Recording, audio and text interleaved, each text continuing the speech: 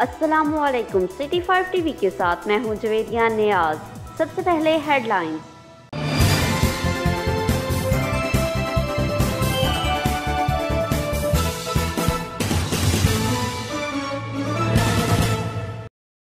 बलोचिस्तान के इलाका में बारूदी सुरंग फटने से शहीद होने वाले लांस नाइक जमशेद खान की नमाज जनाजा ईसा हिल के इलाका चापरी में फौजी इजाज के साथ अदा कर दी गई।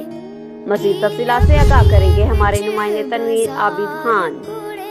जी, गुज़िश्ता रोज़ बलूचिस्तान के इलाका में बारूदी सुरंग फटने से अपने दीगर 6 साथियों समेत शहीद हो जाने वाले लांस नायक जमशेद खान की नमाज जनाजा उनके आबाई गांव ईसा खैल के नवाही इलाका चापरी में अदा कर दी गई। शहीद जमशेद खान 126 विंग मकरान में तैनात थे। शहीद की नमाज जनाजा में सियासी समाजी रहनुमाओं के अलावा शहरियों की बहुत बड़ी तादाद ने शिरकत की। शहीद के जस्ते खाकी को पाक फौज के नौजवानों ने सलामी भी दी और पूरे फौजी इजाज के साथ शहीद को सुपुर्दे खाक कर दिया गया।